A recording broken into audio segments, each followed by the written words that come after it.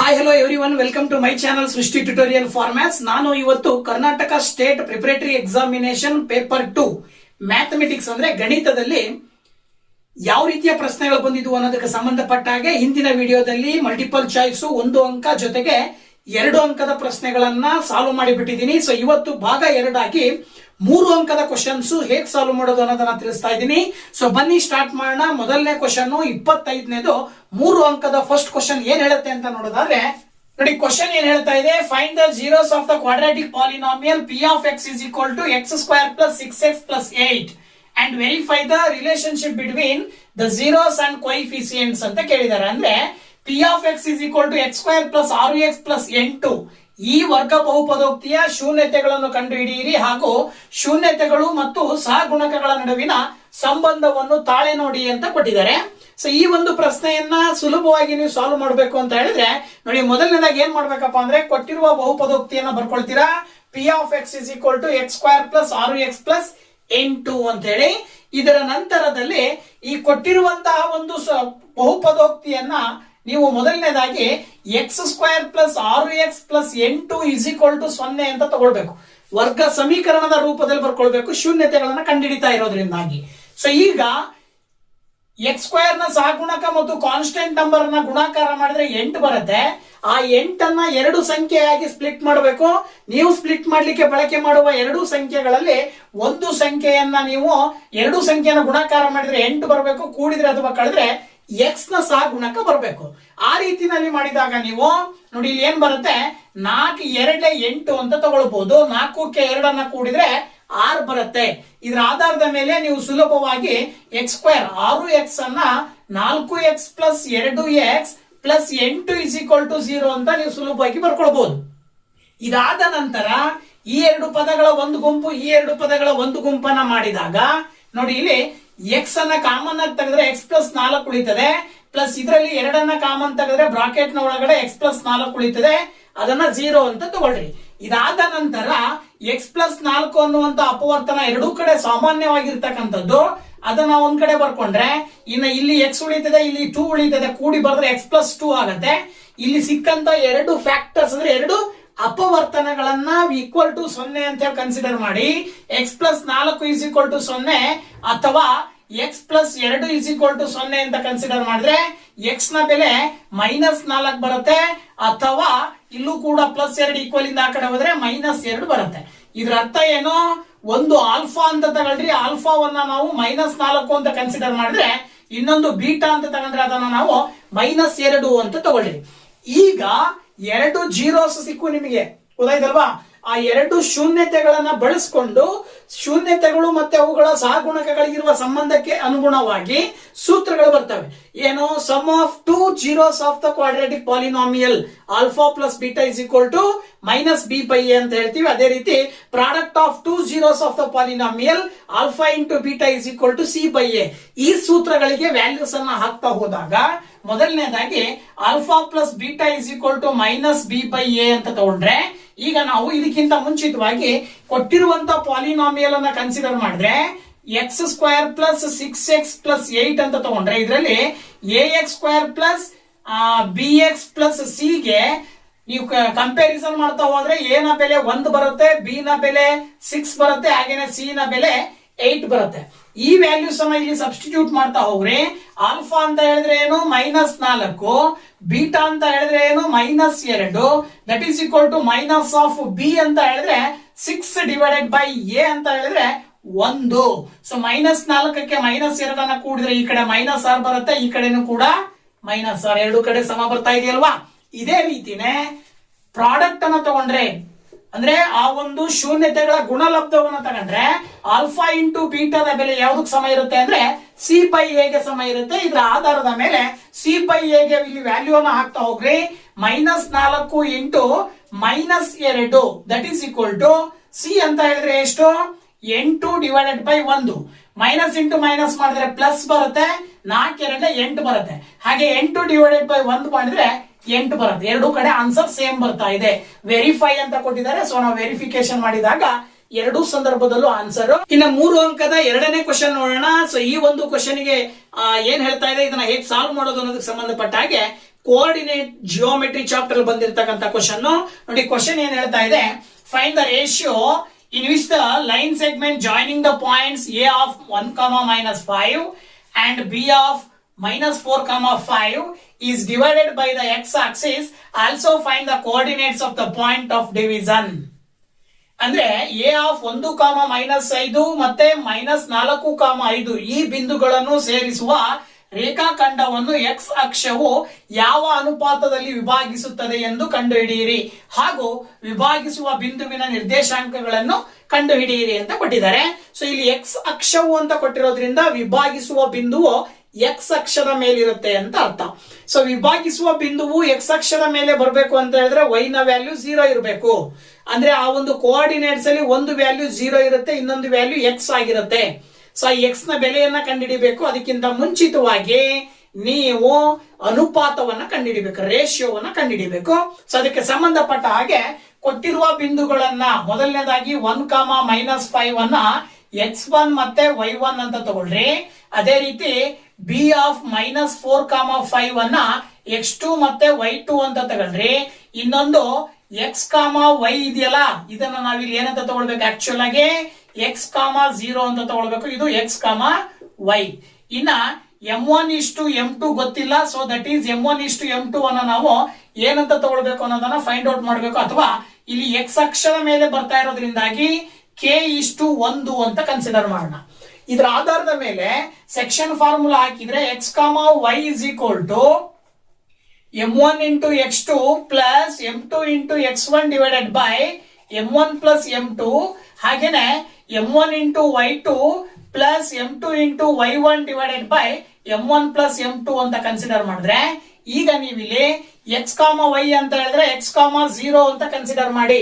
So x, 0 is equal to ಏನಾಗುತ್ತೆ ನೋಡಿ, ಇಲ್ಲಿ m1 ಅಂತ ಹೇಳಿದ್ರೆ ಸಮ್ k ಅಂತ ತಗೊಳ್ಳೋಣ. x2 ನ ಬೆಲೆ ಬಂದ್ಬಿಟ್ಟು -4. ಹಾಗೇನೆ m2 ಅಂತ ಹೇಳಿದ್ರೆ 1 ಅಂತ ತಗೊಳ್ರಿ. ಇನ್ನ x1 ಅಂತ ಹೇಳಿದ್ರೆ 1 divided by m1 plus m2 ಅಂದ್ರೆ k plus 1 ಅಂತ ತಗೊಳ್ತೀರಾ. ಅದೇ ರೀತಿ ಈ ಕಡೆ ಮತ್ತೆ m1 ಅಂತ ಹೇಳಿದ್ರೆ k, y2 ಅಂತ ಹೇಳಿದ್ರೆ ನೀವು 5 ಅಂತ ತಗೊಳ್ರಿ. ಜೊತೆಗೆ m2 ಅಂದ್ರೆ 1 ಇಂಟು y1 ಅಂತ ಹೇಳಿದ್ರೆ -5 ಅಂತ ಕನ್ಸಿಡರ್ ಮಾಡಿ ಡಿವೈಡೆಡ್ ಬೈ k plus 1 ಅಂತ ತಗೊಳ್ರಿ.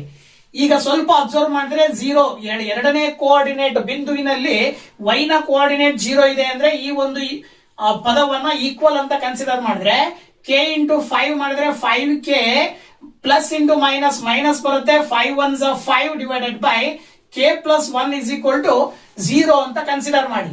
ಆಗ ನೀವು 5 into k minus 5 k plus 1 equal ಇಂದ ಆ ಕಡೆ ಹೋದ್ರೆ ಏನ್ ಬರುತ್ತೆ, 0 ಇಂಟು k plus 1 ಬರುತ್ತೆ. ಅದರ ಅರ್ಥ ನಿಮಗೆ 5k is equal to 0 into anything is 0 -5 ಆ ಕಡೆ ಹೋದ್ರೆ +5 ಆಗುತ್ತೆ. Then 5k is equal to 0 plus 5 ಮಾಡಿದ್ರೆ 5 ಬರುತ್ತೆ. ಸೊ ದಟ್ 5 ಕ್ಯಾನ್ಸಲ್ ಆಗಿ ಫೈನಲಿ ನಿಮಗೆ k ನ ವ್ಯಾಲ್ಯೂ 1 ಬರುತ್ತೆ. ಇದರ ಅರ್ಥ ಏನು ಅಂತ ಹೇಳಿದ್ರೆ m1:m2 that is equal to 1:1 ಅಂತ ಹೇಳಿ ನಾವು ಸುಲಭವಾಗಿ ಹೇಳ್ತೀವಿ. 1:1 ರೇಷಿಯೋದಲ್ಲಿ x ಅಕ್ಷವು ಆ ಒಂದು ಬಿಂದುವನ್ನ ವಿಭಾಗಿಸುತ್ತದೆ ಅಂತ ಅರ್ಥ. ಈಗ ನೀವು ಆ ಬಿಂದುಗಳನ್ನ ಕಂಡುಹಿಡಿಬೇಕಲ್ವಾ. ಸೊ ನೋಡಿ ಇಲ್ಲಿ x, 0 is equal to ಏನು ಅಂತ ಕಂಡುಹಿಡಿಬೇಕು. ಸೊ 0 ಅಂತ ಹೇಳಿದ್ರೆ ಆಲ್ರೆಡಿ ಬಂದಿದೆ. x ನ ಬೆಲೆಯನ್ನ ಕಂಡುಹಿಡಿಬೇಕು ಅಂತ ಹೇಳಿದ್ರೆ ಈಗ ನೀವು ಈ ಎರಡು ಪದಗಳನ್ನ ಈ ಕೋಆರ್ಡಿನೇಟ್ ಗೆ ಇದನ್ನ ಈಕ್ವಲ್ ಅಂತ ತಗೊಂಡ್ರೆ ನೀವು ನೋಡಿ ಈಗ ಸುಲಭವಾಗಿ ಹೇಳ್ಬಿಡ್ಬೋದು ಏನಂತ ಹೇಳಿ, x is equal to k into -4 ಮಾಡಿದ್ರೆ -4k ಬರುತ್ತೆ. ಪ್ಲಸ್ 1 into 1 ಮಾಡಿದ್ರೆ 1 divided by k plus 1. So ಈಗ k ನ ಬೆಲೆ ಏನ್ ಬಂದಿದೆ, 1 ಬಂದಿದೆಯಲ್ವಾ. ಈ ಬಂದಿರುವ ಒಂದನ್ನ ವ್ಯಾಲ್ಯೂನ ಇಲ್ಲಿ ಸಬ್ಸ್ಟಿಟ್ಯೂಟ್ ಮಾಡ್ತಾ ಹೋದ್ರೆ -4 into 1 plus 1 divided by 1 plus 1. Then -4 into 1 ಮಾಡಿದ್ರೆ -4 ಬರುತ್ತೆ. ಪ್ಲಸ್ 1 divided by 1 plus 1 ಮಾಡಿದ್ರೆ 2 ಬರುತ್ತೆ. -4 plus 1 ಮಾಡಿದ್ರೆ ಅಂದ್ರೆ -3 ಬರುತ್ತೆ, ಕೆಳಗಡೆ 2. ಸೊ ದಟ್ ಕೋಆರ್ಡಿನೇಟ್ ಅನ್ನ ಕಂಡುಹಿಡಿಯಿರಿ, ಆ ವಿಭಾಗಿಸುವ ಬಿಂದುವಿನ ನಿರ್ದೇಶಾಂಕಗಳನ್ನ ಕಂಡುಹಿಡಿಯಿರಿ ಅಂತ ಕೊಟ್ಟಿದ್ದಾರೆ ಅವರು. ಆ ನಿರ್ದೇಶಾಂಕಗಳು x, y ಅಂತ ತಗೊಂಡ್ರೆ x ಅಂತ ಹೇಳಿದ್ರೆ -3/2 ಮತ್ತೆ y ಅಂತ ಹೇಳಿದ್ರೆ 0. ಸೊ ದಟ್ ಏನು ಆ ಒಂದು ನಿರ್ದೇಶಾಂಕಗಳು ಯಾವುವು ಅಂತ ಕೇಳಿದಾಗ ನೀವು ಬರಿಬೇಕಾಗತ್ತೆ x, y is equal to -3/2, 0. ಓಕೆನಾ. ಇನ್ನು ನೆಕ್ಸ್ಟ್ ಸ್ಟ್ಯಾಟಿಸ್ಟಿಕ್ಸ್ ಗೆ ಸಂಬಂಧಪಟ್ಟಂಗೆ ಮೂರನೇ ಕ್ವಶನ್ 3 ಅಂಕದ್ದು. ಇಲ್ಲಿ ಎರಡು ಆಪ್ಷನ್ ಅನ್ನ ಕೊಟ್ಟಿದ್ದಾರೆ, ಮೀನ್ ಮತ್ತೆ ಮೋಡ್ ಕಂಡುಹಿಡಿಯಲಿಕ್ಕೆ ಸಂಬಂಧಪಟ್ಟಾಗೆ. ಅಂದ್ರೆ ಸರಾಸರಿ ಕಂಡುಹಿಡಿಯೋದು ಒಂದ್ ಲೆಕ್ಕ, ಜೊತೆಗೆ ಬಹುಲಕವನ್ನ ಕಂಡುಹಿಡಿತಕ್ಕಂಥದ್ದು. ಸೊ ಮೊದಲನೇದಾಗಿ ಸರಾಸರಿಯನ್ನ ಕಂಡುಹಿಡಿಯೋದು ಹೇಗೆ ಅಂತಕ್ಕಂಥದ್ದನ್ನ ನೋಡೋದಾದ್ರೆ, ಕ್ವಶನ್ ಕೊಟ್ಟಿದ್ದಾರೆ, ಈ ಒಂದು ಬಾಕ್ಸ್ ಅನ್ನ ಕೊಟ್ಟಿದ್ದಾರೆ, ಅಂದ್ರೆ ಆವೃತ್ತಿ ವಿತರಣಾ ಪಟ್ಟಿ ಅಥವಾ ಫ್ರೀಕ್ವೆನ್ಸಿ ಡಿಸ್ಟ್ರಿಬ್ಯೂಷನ್ ಟೇಬಲ್ ಕೊಟ್ಟು ಇದರ ಸರಾಸರಿ ಕಂಡುಹಿಡಿಯಿರಿ ಅಂತ ಕೊಟ್ಟಾರೆ. ಈ ರೀತಿ ಕೊಟ್ಟಾಗ ನೀವು ಮತ್ತೆ ಎಕ್ಸ್ಟ್ರಾ ಎರಡು ಬಾಕ್ಸ್ ಅನ್ನ ಹಾಕೊಳ್ಬೇಕು. ಅದರಲ್ಲಿ ಮೊದಲನೇದು XI, ಇನ್ನೊಂದು FI ಇಂಟು XI. ಅದಕ್ಕಿಂತ ಮುಂಚಿತವಾಗಿ ಕೊಟ್ಟಿರುವಂತಹ ಆವೃತ್ತಿಗಳನ್ನ ಕೂಡ್ಕೊಳ್ಬೇಕಾಗತ್ತೆ. ಕೂಡಿದಾಗ ಮೊತ್ತ ಏನ್ ಬರುತ್ತೆ ನೋಡಿ, ಇಲ್ಲಿ 3 1 4, 4 5 9, 9 4 13, 2 15. ಸೊ ಸಮ್ ಆಫ್ FI 15 ಬರ್ತಾ ಇದೆ. ಇದಾದ ನಂತರ XI ಅಂತ ಹೇಳಿದ್ರೆ ಮಧ್ಯ ಬಿಂದು ಅಂತ ಕರಿತೀವಿ ನಾವು. ಕನ್ನಡದಲ್ಲಿ ಏನಂತ ಕರಿತೀವಿ? ಮಧ್ಯ ಬಿಂದು. ಏನಿದು ಮಧ್ಯ ಬಿಂದು ಅಂತ ಹೇಳಿದ್ರೆ, ಕೊಟ್ಟಂತ ವರ್ಗಾಂತರದ ಮಧ್ಯದ ಸಂಖ್ಯೆಯನ್ನ ನೀವು ಇಲ್ಲಿ ಬರ್ಕೊಳ್ತಾ ಹೋಗ್ಬೇಕು. ಸೊ ಕೊಟ್ಟ ವರ್ಗಾಂತರಗಳ ಮಧ್ಯ ಸಂಖ್ಯೆ ಯಾವಾಗ ಬರುತ್ತಪ್ಪ ಅಂತ ಹೇಳಿದ್ರೆ, ನೀವು ಲೋಯರ್ ಲಿಮಿಟ್ ಮತ್ತೆ ಅಪ್ಪರ್ ಲಿಮಿಟ್ ಅನ್ನ ಕೂಡ್ಬೇಕಾಗತ್ತೆ. ಅಂದ್ರೆ ಇಲ್ಲಿ ನೀವು 5 ಮತ್ತೆ 15 ಕೂಡಿದ್ರೆ 20 ಬರುತ್ತೆ. 20ರ ಅರ್ಧ ಮಾಡ್ಬೇಕು. ನಂತರದಲ್ಲಿ ಪ್ರತಿ ಅಪ್ಪರ್ ಲಿಮಿಟ್ ಲೋಯರ್ ಲಿಮಿಟ್ ಅನ್ನ ಕೂಡಿ ಅದನ್ನ 2ರಿಂದ ಭಾಗಾಕಾರ ಮಾಡಿದಾಗ ಏನ್ ಬರುತ್ತೋ ಅದನ್ನ X ಜಾಗದಲ್ಲಿ ಬರೀಬೇಕು. ಇದರ ಆಧಾರದ ಮೇಲೆ 10 ಬರ್ತದೆ ಇಲ್ಲಿ, ಹಾಗೇನೆ ಇಲ್ಲಿ 20 ಬರುತ್ತೆ, ನೆಕ್ಸ್ಟ್ 30 ಬರುತ್ತೆ, 40, ಆ ನಂತರ 50. ಇದಾದ ನಂತರ ಮುಂದಿನ ಹಂತ F ಮತ್ತೆ X ಇವೆರಡು ಪದಗಳನ್ನ ಗುಣಾಕಾರ ಮಾಡಿ ಈ ಕಾಲಂ ನಲ್ಲಿ ತುಂಬುತ್ತಾ ಹೋಗ್ಬೇಕು. ನೋಡಿ, 1 10s are 10, 20 3s are 60, 5 30s are 150, 4 40s are 160, 52s are 100 ಅಂತ ಬರ್ತದೆ. ಇದಾದ ನಂತರ ಇದಿಷ್ಟನ್ನ ಕೂಡ್ಕೊಳ್ರಿ, ಅದನ್ನ sum of FI into XI ಅಂತ ಬರ್ಕೊಳ್ಬೇಕು. ಸೊ ನೋಡಿ, ಕೂಡ್ತಾ ಹೋದಾಗ ಇಲ್ಲಿ 0 ಬರುತ್ತೆ. 6 + 1 7, 7 + 5 ಮಾಡಿದ್ರೆ 13 ಬರುತ್ತೆ. 13 + 6 ಮಾಡಿದ್ರೆ 7 + 5 ಮಾಡಿದ್ರೆ 12 ಬರುತ್ತೆ. 12 + 6 ಮಾಡಿದ್ರೆ 18. ಇನ್ನ 1 2 3 4 ಅಲ್ಲಿಗೆ 480 ಬಂತು. So that sum of FI 15 ಬಂತು, ಹಾಗೇನೆ sum of FI into XI ಬಂದು 480 ಬಂತು. ಸೊ ಇದನ್ನ ಬಳಸ್ಕೊಂಡು ನೀವು ಸರಾಸರಿ ಕಂಡುಹಿಡಿಯುವ ಸೂತ್ರ ಇದೆ. ಏನು ಸರಾಸರಿ ಕಂಡುಹಿಡಿಯುವ ಸೂತ್ರ? X bar is equal to sum of FI into XI divided by sum of FI ಅಂತಕ್ಕಂಥದ್ದು ಫಾರ್ಮುಲಾ. ಸೊ ಈ ಫಾರ್ಮುಲಾಗೆ ವ್ಯಾಲ್ಯೂಸ್ ಅನ್ನ ಸಬ್ಸ್ಟಿಟ್ಯೂಟ್ ಮಾಡಿ 480 divided by 15. So then X bar is equal to 480 divided by 15 ಅನ್ನ ಸಿಂಪ್ಲಿಫೈ ಮಾಡ್ತಾ ಹೋದ್ರೆ ನೋಡಿ, ಇಲ್ಲಿ 15ರಿಂದ ಭಾಗಾಕಾರ ಮಾಡಿದ್ರೆ 15 3 45 ಬರುತ್ತೆ. ಇನ್ನ 3 ಉಳಿತು, 15 2 30. ಅಂದ್ರೆ ನಿಮಗೆ X bar ಅಂದ್ರೆ ಮೀನ್ ಬಂದ್ಬಿಟ್ಟು ಎಷ್ಟು ಸಿಗ್ತಾ ಇದೆ? 32 ಸಿಗ್ತಾ ಇದೆ. So this is the arithmetic mean, ಅಥವಾ ಇದನ್ನ ನಾವು ಸರಾಸರಿ ಅಂತ ಹೇಳಿ ಸುಲಭವಾಗಿ ಹೇಳ್ತೀವಿ. ಓಕೆನಾ? ಇದೇ ಕ್ವಶನ್ ಇನ್ನ ಮತ್ತೊಂದು ಆಪ್ಷನ್ ಮೋಡ್ ಕಂಡುಹಿಡಿತಕ್ಕಂಥದಕ್ಕೆ ಸಂಬಂಧಪಟ್ಟ ಹಾಗೆ ಏನು ಡಿಸ್ಟ್ರಿಬ್ಯೂಷನ್ ಟೇಬಲ್ ಕೊಟ್ಟು ಈ ಡಿಸ್ಟ್ರಿಬ್ಯೂಷನ್ ಟೇಬಲ್ ಇನ್ನ ಮೋಡ್ ಕಂಡುಹಿಡಿಯಿರಿ ಅಂತ ಕೊಟ್ಟಿದ್ದಾರೆ. ಅಂದ್ರೆ ಈ ಆವೃತ್ತಿ ವಿತರಣಾ ಪಟ್ಟಿಯ ಬಹುಲಕವನ್ನ ಕಂಡುಹಿಡಿಯಿರಿ. ಈ ಆವೃತ್ತಿ ವಿತರಣಾ ಪಟ್ಟಿಯ ಬಹುಲಕವನ್ನ ಕಂಡುಹಿಡಿಬೇಕು ಅಂತ ಹೇಳಿದ್ರೆ, ಮೊದಲನೇದಾಗಿ ನೀವು ಮಾಡಬೇಕಾಗಿರೋ ಕೆಲಸ ಮಾಡೆಲ್ ಕ್ಲಾಸ್ ಅನ್ನ ಸೆಲೆಕ್ಟ್ ಮಾಡ್ಬೇಕು. ಅಂದ್ರೆ ಮಾಡೆಲ್ ಕ್ಲಾಸ್ ಅಂದ್ರೆ ಏನೋ ಬಹುಲಕದ ವರ್ಗಾಂತರ. ಸೊ ಬಹುಲಕದ ವರ್ಗಾಂತರವನ್ನ ನೀವು ಊಹೆ ಮಾಡಬೇಕು. ಹೆಂಗೆ ಊಹೆ ಮಾಡೋದಪ್ಪ ಅಂತ ಹೇಳಿದ್ರೆ, ಆ ಒಂದು ಬಹುಲಕದ ವರ್ಗಾಂತರವನ್ನ ಬರಿಬೇಕು ಅಂತ ಹೇಳಿದ್ರೆ ನೀವು ಆವೃತ್ತಿಯನ್ನು ಅಬ್ಸರ್ವ್ ಮಾಡ್ತಾ ಹೋಗ್ರಿ. ಆವೃತ್ತಿನಲ್ಲಿ ಹೈಯೆಸ್ಟ್ ನಂಬರ್ ಯಾವ್ದಿದೆ ಅಂತ ನೋಡಿದಾಗ 8 ಇದೆ. ಸೊ ಯಾವ ಒಂದು ಆವೃತ್ತಿ ಜಾಸ್ತಿ ಇರುತ್ತೋ ಅದರ ವರ್ಗಾಂತರವನ್ನ ನಾವು ಬಹುಲಕದ ವರ್ಗಾಂತರ ಅಂತ ಹೇಳಿ ಆಯ್ಕೆ ಮಾಡ್ತೀವಿ. ಸೊ ದಟ್ ಈಸ್ ಯಾವ್ದು ಬರುತ್ತೆ ಅಂದ್ರೆ 3 to 5 ಅನ್ನ ನೀವು ಬಹುಲಕದ ವರ್ಗಾಂತರ ಅಥವಾ ಮಾಡೆಲ್ ಕ್ಲಾಸ್ ಅಂತ ಹೇಳಿ ಆಯ್ಕೆ ಮಾಡ್ತೀರಾ. ಯಾವಾಗ ಮಾಡೆಲ್ ಕ್ಲಾಸ್ ಅಂತ ಆಯ್ಕೆ ಮಾಡಿದ್ರೋ ಇದಾದ ನಂತರ ಕೆಲವು ಪದಗಳನ್ನ ಬರ್ಕೊಳ್ತಾ ಹೋಗ್ಬೇಕು ನೀವು. ಏನಪ್ಪಾ ಅಂತ ಹೇಳಿದ್ರೆ, ಆ ಒಂದು ಮ್ಯಾಕ್ಸಿಮಮ್ ನಂಬರ್ ಏನು ಫ್ರೀಕ್ವೆನ್ಸಿಯನ್ನು ಹೊಂದಿರುತ್ತೋ ಅದರ ಹಿಂದಿನ ಪ್ರೆಸಿಡಿಂಗ್ ಫ್ರೀಕ್ವೆನ್ಸಿಯನ್ನ ನಾವು F0 ಅಂತ ತಗೊಳ್ಬೇಕು. ಆ ಒಂದು ಮಾಡೆಲ್ ಕ್ಲಾಸಿನ ಫ್ರೀಕ್ವೆನ್ಸಿನ F1 ಅಂತ ತಗೊಳ್ಬೇಕು. ಮಾಡೆಲ್ ಕ್ಲಾಸಿನ ಫ್ರೀಕ್ವೆನ್ಸಿಯ ಮುಂದಿನ ಫ್ರೀಕ್ವೆನ್ಸಿ ಏನ್ ಬರುತ್ತೆ ಅದನ್ನ F2 ಅಂತ ತಗೊಳ್ಬೇಕು. ಇದಾದ ನಂತರ F0 is equal to 7, F1 is equal to 8, F2 is equal to 2, ಹಾಗೇನೆ L ಬೇಕು ಮತ್ತೆ H ಇವೆರಡು ಬೇಕಾಗುತ್ತೆ. ನಿಮಗೆ ಸೂತ್ರ ಮೋಡ್ ಕಂಡುಹಿಡಿಯಲಿಕ್ಕೆ ಸೂತ್ರ ಏನು ಬರುತ್ತೆ, ಆ ಸೂತ್ರದಲ್ಲಿ ಈ ಎರಡು ಪದಗಳು ಬರ್ತವೆ. ಎಲ್ ಅಂದ್ರೆ ಏನು? ಲೋಯರ್ ಲಿಮಿಟ್ ಅಂದ್ರೆ ಕೆಳಮಿತಿ. ನೀವು ಯಾವ ಒಂದು ಬಹುಲಕದ ವರ್ಗಾಂತರವನ್ನ ಆಯ್ಕೆ ಮಾಡಿರ್ತೀರೋ ಆ ಬಹುಲಕದ ವರ್ಗಾಂತರದ ಕೆಳಮಿತಿಯನ್ನ ನೀವು ಎಲ್ ಅಂತ ಕನ್ಸಿಡರ್ ಮಾಡಿ. ಇದರಲ್ಲಿ ಕೆಳಮಿತಿ ಎಷ್ಟಿದೆ ಅಂದ್ರೆ 3. ಇನ್ನ ಹೆಚ್ ಅಂತ ಹೇಳಿದ್ರೆ size of the class interval ಅಂತ ಕರಿತೀವಿ. ಅಂದರೆ ಏನು, ವರ್ಗಾಂತರದ ಗಾತ್ರ. ಇಲ್ಲಿ ವರ್ಗಾಂತರದ ಗಾತ್ರ ಯಾವಾಗ ಸಿಗುತ್ತೆ ಅಂತ ಹೇಳಿದ್ರೆ ನಿಮಗೆ ಏನ್ ಮಾಡಬೇಕು, ಮೇಲ್ಮಿತಿನಲ್ಲಿ ಕೆಳಮಿತಿಯನ್ನ ಕಳಿಬೇಕು. ಅಪ್ಪರ್ ಲಿಮಿಟ್ ಅಲ್ಲಿ ಲೋಯರ್ ಲಿಮಿಟ್ ಅನ್ನ ಕಳೆದಾಗ ನಿಮಗೆ ಏನ್ ಸಿಗುತ್ತೆ, size of the class interval ಸಿಗುತ್ತೆ. ಅಂದ್ರೆ ವರ್ಗಾಂತರದ ಗಾತ್ರ ಸಿಗುತ್ತೆ. ಸೊ ಹಾಗಿದ್ರೆ ಏನ್ ಮಾಡ್ಬೇಕು, ಇಲ್ಲಿ ಅಪ್ಪರ್ ಲಿಮಿಟ್ ಎಷ್ಟು 5 ಇದೆ, ಲೋಯರ್ ಲಿಮಿಟ್ ಎಷ್ಟು 3 ಇದೆ. ಸೊ ದಟ್ 5 ಮೈನಸ್ 3 ಮಾಡ್ರಿ ನಿಮಗೆ 2 ಬರುತ್ತೆ. So 2 is the size of the class interval ಅಂತ ಕರಿತೀವಿ. ಇದಿಷ್ಟನ್ನ ಬರ್ಕೊಂಡ ನಂತರದಲ್ಲಿ ನೀವು ಮೋಡ್ ಕಂಡುಹಿಡಿಯಲಿಕ್ಕೋಸ್ಕರ ಸೂತ್ರ ಇದೆಯಲ್ವಾ, ಸೊ ಸೂತ್ರವನ್ನ ಬರೀಬೇಕೇನೋ, ಮೋಡ್ ಅಥವಾ ಬಹುಲಕ. ದಟ್ ಈಸ್ ಈಕ್ವಲ್ ಟು ಏನ್ ಫಾರ್ಮುಲಾ ಅಂತ ಹೇಳಿದ್ರೆ L plus f1 minus f0 divided by 2 into f1 minus f0 minus f2 into h ಅಂತ ಹೇಳಿ ಬರೀತೀವಿ. ಓಕೆನಾ? So this is the formula. So ಈ ಫಾರ್ಮುಲಾಗೆ ವ್ಯಾಲ್ಯೂಸ್ ಅನ್ನ ನಾವು ಸಬ್ಸ್ಟಿಟ್ಯೂಟ್ ಮಾಡ್ತಾ ಹೋಗೋಣ. ನೋಡಿ ಇಲ್ಲಿ ಎಲ್ ಅಂತ ಹೇಳಿದ್ರೆ ಏನು, ಎಲ್ ಅಂದ್ರೆ 3. ಹಾಗೇನೆ f1 ಅಂತ ಹೇಳಿದ್ರೆ ಎಷ್ಟು 8, f0 ಅಂತ ಹೇಳಿದ್ರೆ 7 ಡಿವೈಡೆಡ್ ಬೈ 2 ಇಂಟು ಮತ್ತೆ f1 ಅಂದ್ರೆ 8 ಮೈನಸ್ f0 ಅಂತ ಹೇಳಿದ್ರೆ 7 ಮೈನಸ್ f2 ಅಂತ ಹೇಳಿದ್ರೆ 2 ಇಂಟು h ನ ಬೆಲೆ ಬಂದ್ಬಿಟ್ಟು 2. ಸೊ ವ್ಯಾಲ್ಯೂ ಆಗ್ತಾ ಹೋದಾಗ 8 ಮೈನಸ್ 7 ಮಾಡಿದ್ರೆ 1 ಬರುತ್ತೆ, 2 8 ಮಾಡಿದ್ರೆ 16 ಬರುತ್ತೆ. ಎರಡಕ್ಕೂ ಚಿಹ್ನೆ ಮೈನಸ್ ಇರೋದ್ರಿಂದ 7 ಗೆ 2 ಕೂಡಿದ್ರೆ ಮೈನಸ್ 9 ಇಂಟು 2. ಅಲ್ಲಿಗೆ 3 ಪ್ಲಸ್ 1 ಡಿವೈಡೆಡ್ ಬೈ 16 ಮೈನಸ್ 9 ಮಾಡಿದ್ರಿ ಅಂತ ಹೇಳಿದ್ರೆ ನಿಮಗೆ 7 ಬರುತ್ತೆ ಇಂಟು 2. ಅಲ್ಲಿಗೆ 3 ಪ್ಲಸ್ 1 ಇಂಟು 2 ಮಾಡಿದ್ರೆ 2 ಬರುತ್ತೆ ಡಿವೈಡೆಡ್ ಬೈ 7. ಸೊ 2 ಬೈ 7 ಅನ್ನ ಸಿಂಪ್ಲಿಫೈ ಮಾಡಿದಾಗ ನಿಮಗೆ ಆನ್ಸರ್ ಏನ್ ಬರುತ್ತಪ್ಪ ಅಂತ ಹೇಳಿದ್ರೆ 0.2857 ಬರುತ್ತೆ.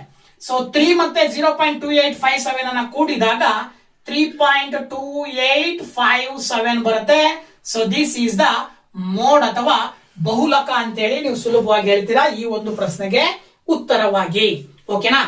ಓಕೆ, ಇನ್ನ ತ್ರಿಕೋನಮಿತಿ ಅಂದ್ರೆ ಟ್ರಿಗ್ನೋಮೆಟ್ರಿ, ಇಂಟ್ರಡಕ್ಷನ್ ಟು ಟ್ರಿಗ್ನೋಮೆಟ್ರಿಗೆ ಸಂಬಂಧಪಟ್ಟ ಹಾಗೆ ಟ್ರಿಗ್ನೋಮೆಟ್ರಿಕ್ ಐಡೆಂಟಿಟೀಸ್ ಅನ್ನ ಬಳಸ್ಕೊಂಡು ಪ್ರೂವ್ ದಟ್ ಕ್ವಶನ್ ಬರ್ತದಲ್ವಾ. ಸೊ ಆ ಒಂದು ಕ್ವಶನ್ 28ನೇದು, prove that 1 plus sine A by cos A minus cos A by 1 plus sine A is equal to 2 tan A ಎಂದು ಸಾಧಿಸಿ ಅಂತ ಕನ್ನಡದಲ್ಲಿ ಕೊಡ್ತಾರೆ. ಇನ್ನೊಂದು ಅಥವಾ ಅಂತ ಕೊಟ್ಟು ಮತ್ತೊಂದು ಪ್ರೂವ್ ದಟ್ ಕೊಟ್ಟಿದ್ದಾರೆ, square root of 1 plus sine A by 1 minus sine A is equal to secant A plus tan A ಅಂತ ಪ್ರೂವ್ ಮಾಡಬೇಕು. ಓಕೆನಾ? ಸೊ ಈಗ ಮೊದಲನೇದಾಗಿ ಒಂದನೇದನ್ನ ತಗೊಂಡ್ರೆ ನಾವು ಪ್ರೂವ್ ಮಾಡಬೇಕಾದ್ರೆ ಯಾವಾಗ್ಲೂ ಕೂಡ ಮೊದಲನೇದಾಗಿ ಎಲ್ ಎಚ್ ಎಸ್ ಭಾಗದಲ್ಲಿ ಏನಿತ್ತೋ ಅದನ್ನ ತಗೊಳ್ಬೇಕು. ಏನಿದೆ, 1 plus sine A divided by cos A minus cos A divided by 1 plus sine A ಅಂತ ಇದೆ.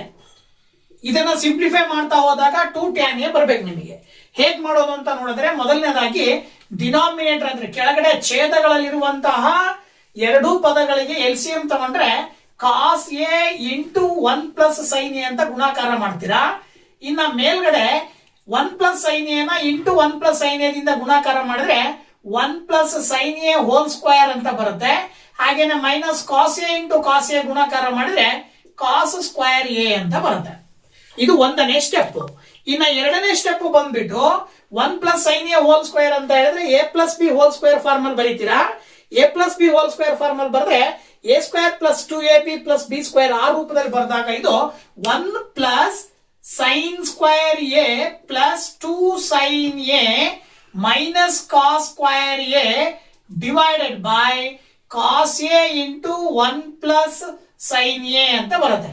ಅಥವಾ ನೀವು ಇಲ್ಲಿ ಮೈನಸ್ ಕಾಸ್ ಸ್ಕ್ವೇರ್ ಎ ನ ಬದಲಾಗಿ ಡೈರೆಕ್ಟ್ ಆಗಿ ನೀವು ಮೊದಲನೇ ಟ್ರಿಗ್ನೋಮೆಟ್ರಿಕ್ ಐಡೆಂಟಿಟಿಯನ್ನ ಬಳಸಿದ್ರೆ 1 ಮೈನಸ್ ಸೈನ್ ಸ್ಕ್ವೇರ್ ಎ ಅಂತ ಬರ್ಕೊಂಡು ಬಿಡ್ಬೋದು. ಇದಾದ ನಂತರ ನೋಡಿ ಇಲ್ಲಿ 1 plus sine square A plus 2 sine A minus 1 minus into 1 ಮಾಡಿದ್ರೆ ಮೈನಸ್ 1 ಬರ್ತದೆ, ಮೈನಸ್ ಇಂಟು ಮೈನಸ್ ಪ್ಲಸ್ ಆಗುತ್ತೆ, ದೆನ್ ಸೈನ್ ಸ್ಕ್ವೇರ್ ಎ. ಇನ್ನ divided by cos A into 1 plus sine A ಉಳ್ಕೊಳತ್ತಲ್ವಾ. ಮುಂದಿನ ಹಂತದಲ್ಲಿ ನೋಡ್ರಿ ಇಲ್ಲಿ 1 ಪ್ಲಸ್ ಸೈನ್ ಸ್ಕ್ವೇರ್ ಎ ಕೂಡಿದ್ರೆ 2 ಸೈನ್ ಸ್ಕ್ವೇರ್ ಎ ಬರ್ತದೆ.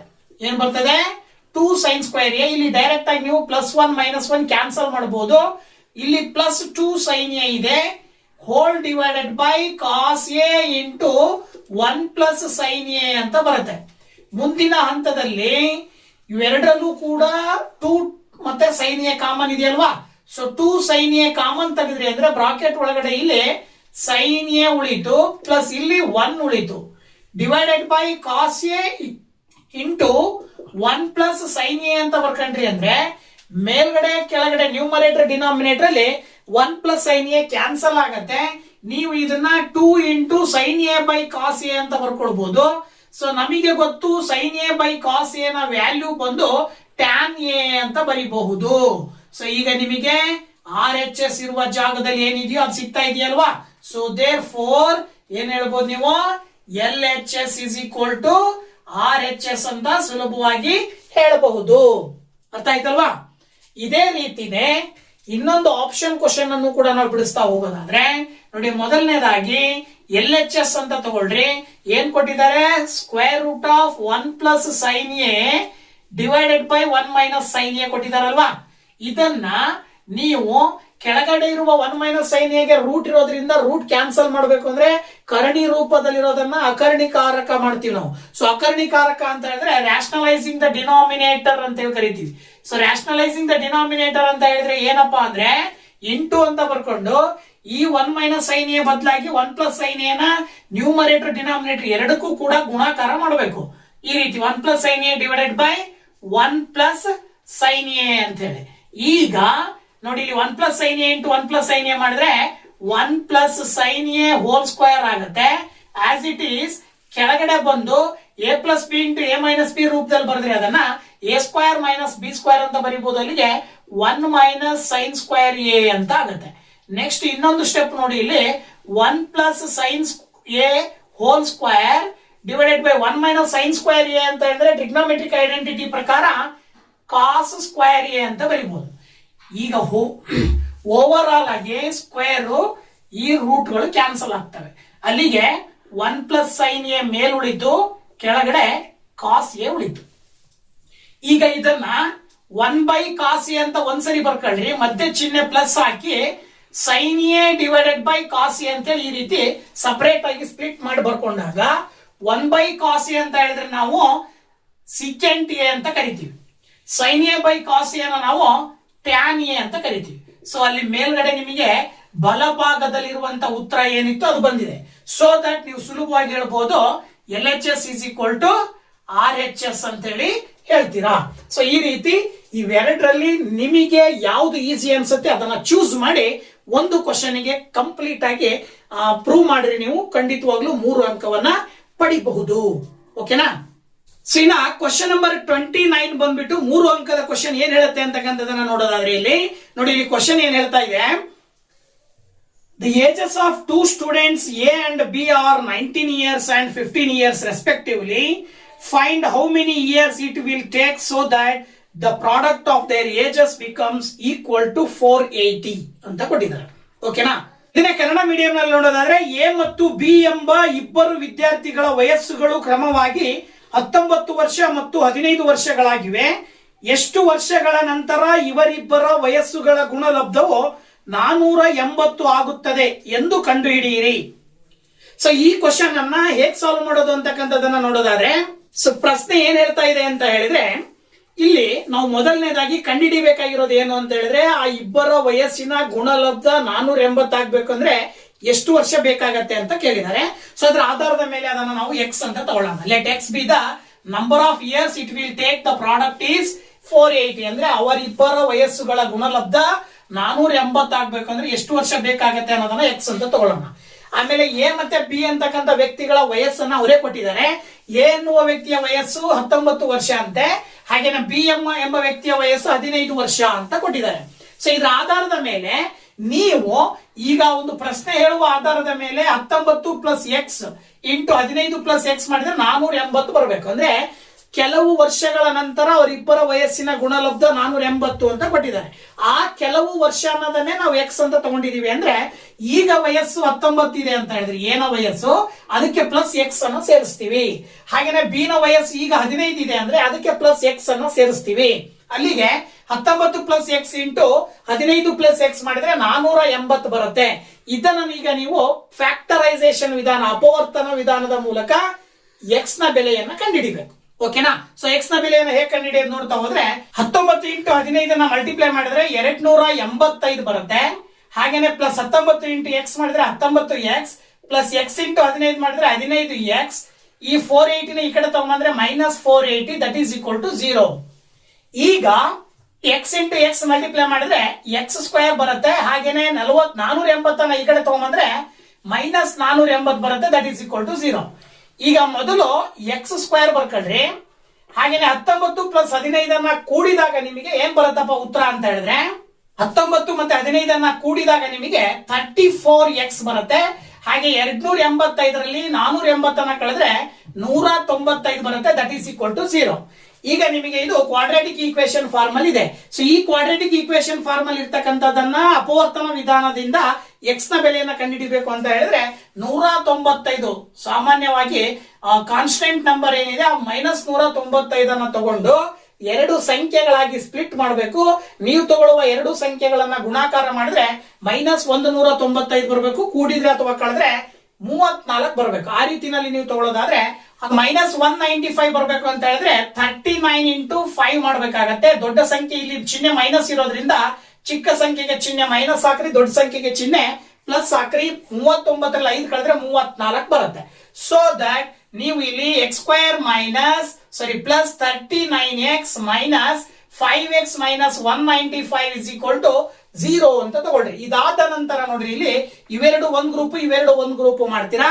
ಇವೆರಡರಲ್ಲೂ ಕೂಡ ಎಕ್ಸ್ ಕಾಮನ್ ಇರೋದ್ರಿಂದ ಎಕ್ಸ್ ಹೊರಗಡೆ ತೆಗೆದ್ರಿ ಅಂತ ಹೇಳಿದ್ರೆ ಎಕ್ಸ್ ಪ್ಲಸ್ 39 ಉಳಿತದೆ. ಹಾಗೆ ಇವೆರಡರಲ್ಲೂ 5 ಕಾಮನ್ ಇರೋದ್ರಿಂದಾಗಿ 5 ಅನ್ನು ಹೊರಗಡೆ ತೆಗೆದ್ರಿ ಅಂದ್ರೆ ಇಲ್ಲೂ ಕೂಡ ಎಕ್ಸ್ ಪ್ಲಸ್ 39 ಉಳಿತದೆ.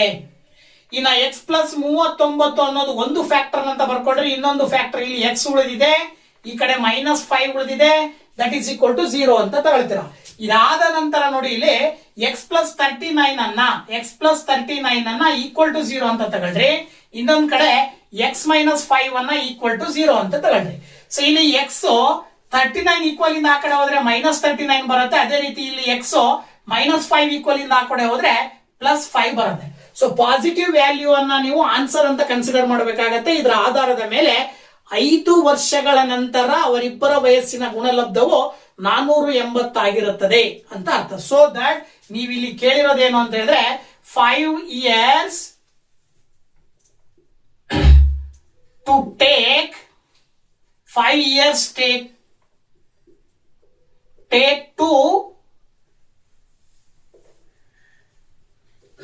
the product. ಓಕೆನಾ? Product of A and B will be 480 ಅಂತ ಹೇಳಿ. ಅಂದ್ರೆ A ಮತ್ತು B ನ ವಯಸ್ಸುಗಳ ಗುಣಲಬ್ಧವು 480 ಆಗಲು 5 ವರ್ಷಗಳ ಕಾಲ ಬೇಕಾಗುತ್ತದೆ ಅಂತ. 5 ವರ್ಷಗಳು ಬೇಕಾಗುತ್ತದೆ ಅಂತ ಹೇಳಿ ನೀವು ಇದಕ್ಕೆ ಉತ್ತರವನ್ನ ಬರೀತೀರಾ. ಓಕೆನಾ? So this is the answer, right? ಇದೇ 29ನೇ ಕ್ವಶನ್. ಇನ್ನೊಂದು ಆಪ್ಷನ್ ಕೊಟ್ಟಿದ್ದಾರೆ ಆರ್ ಅಂತ ಹೇಳ್ಬಿಟ್ಟು. ಸೊ ಆ ಒಂದು ಕ್ವಶನ್ ಹೇಗಿದೆ ಅನ್ನೋದನ್ನ ನೋಡ್ತಾ ಹೋಗೋದಾದ್ರೆ, a student bought some books for ₹60. Had he bought 5 more books for the same amount, each book would have cost ₹1 less. Find the number of books bought by him ಅಂತ question. So ಇದನ್ನೇ Kannada medium ನಲ್ಲಿ ನೋಡೋದಾದ್ರೆ, ಒಬ್ಬ ವಿದ್ಯಾರ್ಥಿಯು ₹60ಕ್ಕೆ ಕೆಲವು ಪುಸ್ತಕಗಳನ್ನು ಕೊಳ್ಳುತ್ತಾನೆ. ಅವನು ಇದೇ ಹಣಕ್ಕೆ 5 ಪುಸ್ತಕಗಳನ್ನು ಹೆಚ್ಚಾಗಿ ಕೊಂಡಿದ್ದರೆ ಪ್ರತಿಯೊಂದು ಪುಸ್ತಕದ ಬೆಲೆಯು ₹1 ಕಡಿಮೆಯಾಗುತ್ತಿತ್ತು. ಹಾಗಾದರೆ ಅವನು ಕೊಂಡ ಪುಸ್ತಕಗಳ ಸಂಖ್ಯೆಯನ್ನು ಕಂಡು ಹಿಡಿಯಿರಿ. ಸೊ ಈ ಕ್ವಶನ್ ಅನ್ನ ಸಾಲ್ವ್ ಮಾಡೋದು ಹೇಗೆ ಅಂತ ನೋಡೋಣ ಅಲ್ವಾ? ಸೊ ಕ್ವಶನ್ ಹೇಳೋ ಪ್ರಕಾರ ಇಲ್ಲಿ ನಾವು ಏನ್ ತಗೊಳ್ಳೋಣ ಅಂದ್ರೆ ಆ ಪುಸ್ತಕದ ಸಂಖ್ಯೆಗಳನ್ನ ಎಕ್ಸ್ ಅಂತ ತಗೊಳ್ಳೋಣ. ಓಕೆನಾ? Let x be the number of books bought and c be the cost per book. C ಅನ್ನೋದು ಒಂದು ಪುಸ್ತಕದ ಬೆಲೆ ಎಷ್ಟಾಗುತ್ತೆ ಅನ್ನೋದನ್ನ ತಗೊಳ್ಳೋಣ. ಸೊ ಇದ್ರ ಪ್ರಕಾರ x into c is equal to 60. ಓಕೆನಾ? ಅಂದ್ರೆ ಪುಸ್ತಕದ ಬೆಲೆ ಇಂಟು ಪುಸ್ತಕಗಳ ಸಂಖ್ಯೆಯನ್ನ ಗುಣಾಕಾರ ಮಾಡಿದ್ರೆ 60 ಬರುತ್ತದೆ. ಅವರೇ ಕೊಟ್ಟಿದ್ದಾರೆ. ಏನೋ ಪುಸ್ತಕಗಳ ಸಂಖ್ಯೆ ಇಂಟು ಪ್ರತಿ ಪುಸ್ತಕದ ಬೆಲೆಯನ್ನ ಗುಣಾಕಾರ ಮಾಡಿದ್ರೆ 60, ಅಂದ್ರೆ ಅವರೇ ಹೇಳಿದಾರೆ 60 ರೂಪಾಯಿ ಆಗತ್ತೆ ಅಂತ ಹೇಳಿ. ಇದರ ಆಧಾರದ ಮೇಲೆ x into c is equal to 60 ಅಂತ ತಗೊಂಡ್ರೆ ಸಿ ಇಸ್ ಈಕ್ವಲ್ ಟು ಏನಾಗುತ್ತೆ, ಎಕ್ಸ್ ನ ಈಕ್ವಲ್ ಇಂದ ಆ ಕಡೆ ಕಳಿಸಿದ್ರೆ 60/x. So according to the question ಅವರೇ ಹೇಳ್ತಾರೆ, if he bought 5 more books, ಅವನೇನಾದ್ರೂ 5 ಎಕ್ಸ್ಟ್ರಾ ಪುಸ್ತಕಗಳನ್ನ ಕೊಂಡಾಗ ಅದೇ 60 ರೂಪಾಯಿಗೆ ಪ್ರತಿ ಪುಸ್ತಕವನ್ನ ತಗೊಂಡ ಅಂತ ಅಂದ್ರೆ ಮೊದಲಿಗೆ ಪ್ರತಿ ಪುಸ್ತಕದ ಬೆಲೆ ಏನಿತ್ತು ಅದಕ್ಕಿಂತ ಏನಾಗುತ್ತೆ 1 ರೂಪಾಯಿ ಕಡಿಮೆ ಆಗತ್ತೆ. ಸೊ ಅಂದ್ರೆ ಅಲ್ಲಿಗೆ ಪುಸ್ತಕದ ಬೆಲೆ ಎಕ್ಸ್ ಇದ್ದಿದ್ದು ಏನಾಯ್ತು, ಎಕ್ಸ್ ಪ್ಲಸ್ 5 ಆಯ್ತು. ಪುಸ್ತಕಗಳ ಸಂಖ್ಯೆ, ಇನ್ನ ಪುಸ್ತಕದ ಬೆಲೆ ಸಿ ಇದ್ದಿದ್ದು ಏನಾಗ್ಬೇಕು, ಸಿ ಮೈನಸ್ 1 ಆಗ್ಬೇಕು. ಅಂದ್ರೆ ಮೊದಲಿಗೆ ಎಷ್ಟು ಬೆಲೆ ಇತ್ತು ಅದಕ್ಕಿಂತ 1 ಬೆಲೆ ಕಡಿಮೆ ಆಗುತ್ತೆ. ಇವೆರಡನ್ನ ಗುಣಿಸಿದ್ರೆ ಮತ್ತು ಎಷ್ಟು ಬರುತ್ತೆ, 60 ರೂಪಾಯಿನೇ ಬರುತ್ತೆ ಅಂತ. ಇದರ ಆಧಾರದ ಮೇಲೆ ನೋಡಿ, ಇಲ್ಲಿ ಎಕ್ಸ್ ಪ್ಲಸ್ 5 ಇಂಟು ಸಿ ಇರೋ ಜಾಗದಾಗಿ ನಾವು ಏನಂತ ಹಾಕೊಳ್ಳೋಣ, 60/x ಅಂತ ಹಾಕೊಳ್ಳೋಣ. That is equal to 60. ಈಗ ಎಕ್ಸ್ ಪ್ಲಸ್ 5 ಇಂಟು ಇವೆರಡಕ್ಕೂ ಎಲ್ ಸಿ ಎಂ ತಗೊಂಡ್ರೆ ಎಕ್ಸ್ ಎಲ್ ಸಿ ಎಂ ಬರುತ್ತೆ. ಮೇಲ್ಗಡೆ 60 ಮೈನಸ್ ಎಕ್ಸ್ ಇಂಟು 1 ಮಾಡಿದ್ರೆ X, that is equal to 60. ಈ ಎಕ್ಸ್ ಅನ್ನ ಈಕ್ವಲ್ ಇಂದ ಆ ಕಡೆ ಕಳಿಸಿದ್ರೆ X plus 5 into 60 minus X is equal to 60 into X ಮಾಡಿದ್ರೆ 60x ಬರುತ್ತೆ. ಓಕೆನಾ? ಈಗ ಎಕ್ಸ್ ಇಂಟು 60 ಮಾಡ್ರಿ 60x ಬರುತ್ತೆ. ಹಾಗೇನೆ ಮೈನಸ್ ಎಕ್ಸ್ ಇಂಟು ಎಕ್ಸ್ ಮಾಡಿದ್ರೆ x² ಬರುತ್ತೆ. ಪ್ಲಸ್ 5 ಇಂಟು 60 ಮಾಡ್ರಿ 300 ಬರುತ್ತೆ. Plus into minus minus 5x is equal to 60x. ಸ್ವಲ್ಪ ಅಬ್ಸರ್ವ್ ಮಾಡಿದ್ರೆ ಎಡಭಾಗದಲ್ಲಿ 60x ಇದೆ, ಬಲಭಾಗದಲ್ಲೂ 60x, ಎರಡು ಕಡೆನೂ ಕ್ಯಾನ್ಸಲ್ ಆಗುತ್ತೆ. ಈಗ ನಿಮಗಿಲ್ಲಿ x² ಗೆ ಮೈನಸ್ ಇರೋದ್ರಿಂದ ಇಡೀ ಒಂದು ಈಕ್ವೇಶನ್ ಅನ್ನ ಮೈನಸ್ ಇಂದ ಮಲ್ಟಿಪ್ಲೈ ಮಾಡ್ಕೊಂಡ್ರಿ ಅಂದ್ರೆ x² ಅಂತ ಬರೀಬಹುದು. ಮೈನಸ್ 5x ಅನ್ನ ಪ್ಲಸ್ 5x ಅಂತ ಬರೀಬಹುದು. ಮೈನಸ್ 300 ಪ್ಲಸ್ 300 ಅನ್ನ ಮೈನಸ್ 300 ಅಂತ ಬರ್ಕೊಳ್ತೀರಾ. ಈಗ ನಿಮಗೆ ಒಂದು ಕ್ವಾಡ್ರಾಟಿಕ್ ಈಕ್ವೇಶನ್ ಸಿಕ್ತು. ಈ ಕ್ವಾಡ್ರಾಟಿಕ್ ಈಕ್ವೇಶನ್ ಅನ್ನ ಮತ್ತೆ ಫ್ಯಾಕ್ಟರೈಸೇಷನ್ ಮಾಡಬೇಕು. ಮೈನಸ್ 300 ನೀವು ಎರಡು ಸಂಖ್ಯೆಗಳಾಗಿ ಸ್ಪ್ಲಿಟ್ ಮಾಡಬೇಕು. ಗುಣಿಸಿದ್ರೆ ಅಥವಾ ಕೂಡಿದ್ರೆ 5 ಬರಬೇಕು. ಯಾವ ಸಂಖ್ಯೆಗಳನ್ನ ತಗೊಂಡ್ರೆ ಬರುತ್ತೆ ನಿಮಗೆ?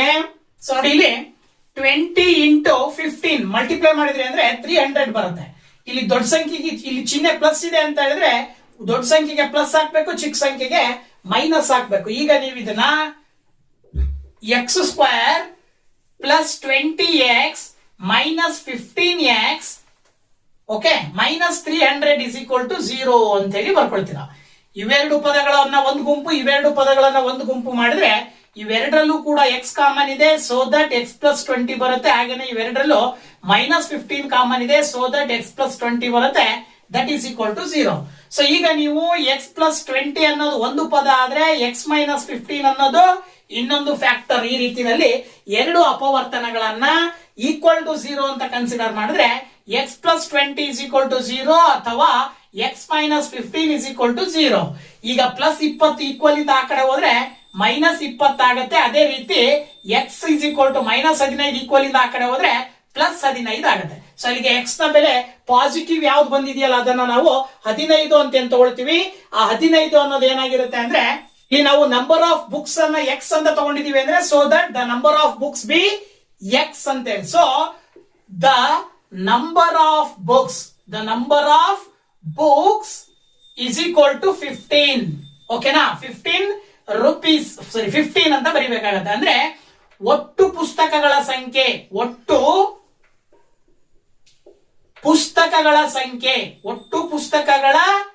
ಸಂಖ್ಯೆ ಎಷ್ಟಾಗಿರುತ್ತೆ? 15 ಅಂತ ಹೇಳಿ ನಾವು ಸುಲಭವಾಗಿ ಹೇಳಬಹುದು. ಓಕೆನಾ? ಇನ್ನ ಕ್ವಶನ್ ನಂಬರ್ 30 ಬಂದ್ಬಿಟ್ಟು ಪ್ರಾಬಬಿಲಿಟಿ ಅಂದ್ರೆ ಸಂಭವನೀಯತೆಗೆ ಸಂಬಂಧಪಟ್ಟಂತ ಕ್ವಶನ್.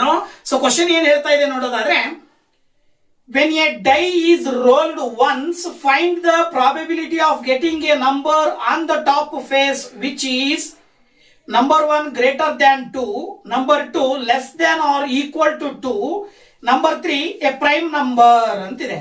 ಅದೇ ರೀತಿ ಕನ್ನಡ ಮೀಡಿಯಂ ನಲ್ಲಿ ನೋಡೋದಾದ್ರೆ, ಒಂದು ದಾಳವನ್ನು ಒಂದು ಬಾರಿ ಉರುಳಿಸಿದಾಗ ಮೇಲಿನ ಮುಖದಲ್ಲಿ ಬರುವ ಸಂಖ್ಯೆಯು 1 2ಕ್ಕಿಂತ ಹೆಚ್ಚು ಆಗಿರುವ, 2 2ಕ್ಕಿಂತ ಕಡಿಮೆ ಅಥವಾ 2ಕ್ಕೆ ಸಮ ಆಗಿರುವ, 3 ಒಂದು ಅವಿಭಾಜ್ಯ ಸಂಖ್ಯೆ ಆಗಿರುವ ಸಂಭವನೀಯತೆಯನ್ನು ಕಂಡುಹಿಡಿಯಿರಿ ಅಂತ ಕೊಟ್ಟಿದ್ದಾರೆ.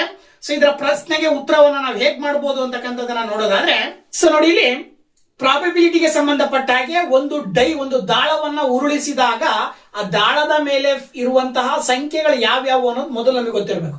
ದಾಳದಲ್ಲಿ 6 ಮುಖಗಳು ಇರ್ತವೆ. 6 ಮುಖಗಳಲ್ಲೂ 6 ಸಂಖ್ಯೆಗಳನ್ನ ಬರ್ದಿರ್ತಾರಲ್ವಾ. ಯಾವ್ಯಾವ ಸಂಖ್ಯೆಗಳು ಅಂತ ಹೇಳಿದ್ರೆ 1, 2, 3, 4, 5 ಮತ್ತೆ 6. ಈ 6 ಸಂಖ್ಯೆಗಳನ್ನ ಬರೆದಿರ್ತಾರೆ ಅಂದ್ರೆ ಅಲ್ಲಿಗೆ ಟೋಟಲ್ ನಂಬರ್ ಆಫ್ ಔಟ್ಕಮ್ಸ್ ಬಂದ್ಬಿಟ್ಟು N(s) ಅಂತ ಹೇಳ್ತೀವಲ್ಲ, ಅದು 6 ಆಗಿರುತ್ತೆ. ಇದಾದ ನಂತರ ಕೆಲವು ಕಂಡೀಷನ್ ಹೇಳ್ತಾರೆ ಅವರು. ಮೊದಲನೇ ಕಂಡೀಷನ್ ಏನ್ ಹೇಳ್ತಾ ಇದ್ದಾರೆ ಅಂದ್ರೆ ಗ್ರೇಟರ್ ದ್ಯಾನ್ 2. ನೀವು ಮೊದಲನೇ ದಾಳವನ್ನ ಹಾಕಿದಾಗ ಮೇಲ್ಗಡೆ ಬೀಳುವ ಮುಖವು 2ಕ್ಕಿಂತ ಜಾಸ್ತಿ ಬೀಳುವ ಸಂಭವನೀಯತೆ ಎಷ್ಟು ಅಂತ. ಸೊ ಆಗ ನೀವು 2ಕ್ಕಿಂತ ಜಾಸ್ತಿ ಇರುವ ಸಂಖ್ಯೆಗಳು ಎಷ್ಟು ಕೌಂಟ್ ಮಾಡ್ಬೇಕಾಗತ್ತೆ. 2ಕ್ಕಿಂತ ಹೆಚ್ಚಿನ ಸಂಖ್ಯೆಗಳು ಯಾವ್ಯಾವ ಇದಾವೆ ಅಂದ್ರೆ 3, 4, 5, 6. ಹಾಗಾಗಿ ಇಲ್ಲಿ N(s) ಪ್ರತಿ ಸಂದರ್ಭದಲ್ಲೂ 6 ಬರುತ್ತೆ.